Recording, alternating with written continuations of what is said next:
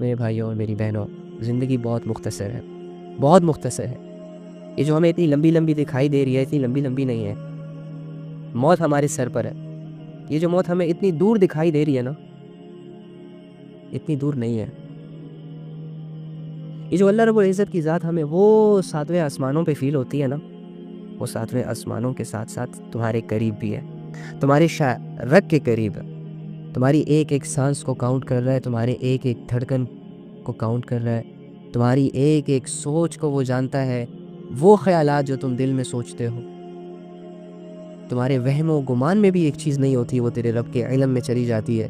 اگر تو اس آیت کو اپنے دل میں بٹھا لے، وَهُوَ مَعَكُمْ أَيْنَمَا كُنْتُمْ وَاللَّهُ بِمَا تَعْمَلُونَ بَصِيرٌ، کہ میرا اللہ تجھے کہہ رہا ہے کہ میرے بندے تو جہاں کہیں بھی ہے میں تیرے ساتھ ہوں۔ یہ ابھی میں اگر لیٹ سپوز اس روم میں اکیلا ہوں تو دوسرا میرے ساتھ میرا رب ہے۔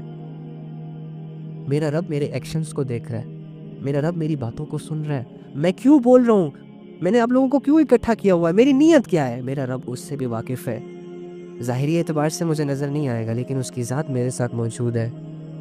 اسی طرح اگر آپ 2 بندے ہو تو تیسرا آپ کے ساتھ آپ کا رب ہے۔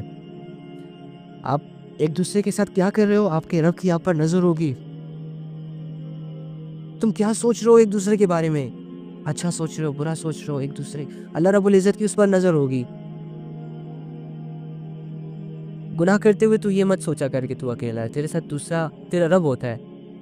پھر اگر تیرے اندر اتنی ہمت ہے کہ تو اپنے رب کے سامنے گناہ کر سکتا ہے تو کر لیا کر، لیکن اگر تیرے اندر اتنی ہمت نہیں ہے کہ تو ایک بچے کے سامنے گناہ نہیں کر سکتا تو اتنے بڑے رب کے سامنے تو کیسے گناہ کرے گا؟ تو پھر رک جایا کر، پیچھے ہو جایا کر، تھوڑا سا نفس کو دبا دیا کر، تھوڑا سا خواہش کو پیچھے چھوڑ دیا کر، تھوڑا سا اپنے آپ سے لڑ لیا کر۔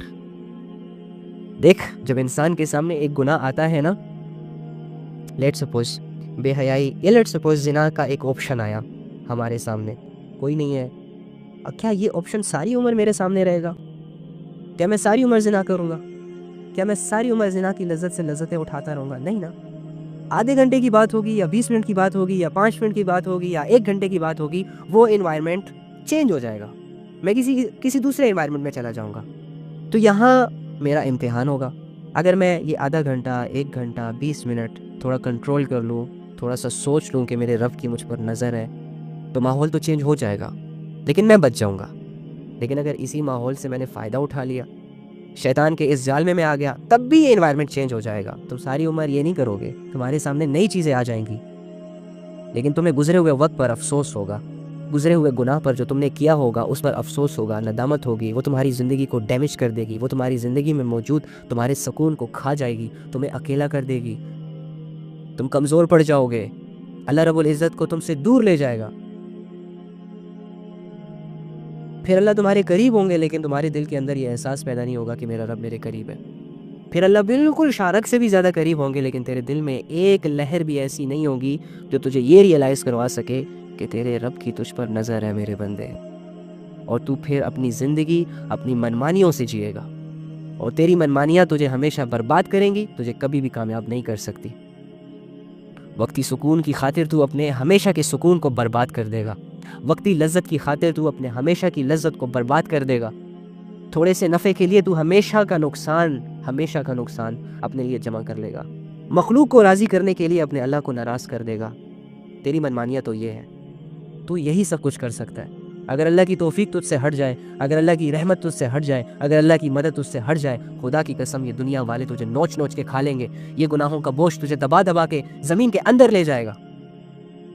یہ تو رب کا شکر کر کہ تیرے ساتھ کھڑا ہے، یہ تو رب کا شکر کر کہ تیری 1000 نافرمانیوں کے باوجود تجھے اس نے اپنی رحمت کے گھیرے سے باہر نہیں پھینکا، تجھے اس نے ڈھانپا ہوا ہے، تجھے اس نے سیکیور کیا ہوا ہے، تجھے وہ چانسز دے رہا ہے، تیرے ہر ایکشن کو چھپ چاپ کر کے دیکھ رہا ہے، تجھ سے سوال نہیں کر رہا، تجھ سے بدلہ نہیں لے رہا۔ لیکن اپنے رب کی ڈھیل سے فائدہ مت اٹھا یار، تو کتنا فائدہ اٹھا لے گا؟ آخر موت ہے، رب کی پکڑ میں آ جائے گا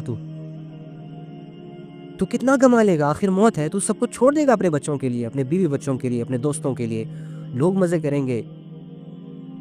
کریں گے تیری دولتوں سے، تیری دولت تجھے فائدہ نہیں دے گی تیرے مرنے پر۔ حسرتوں بھری نگاہوں سے دیکھ رہا ہوگا، اسے کماتے کماتے اللہ سے دور مت جا یار، کما لیکن اللہ کی رضا میں رہ کر کمانا.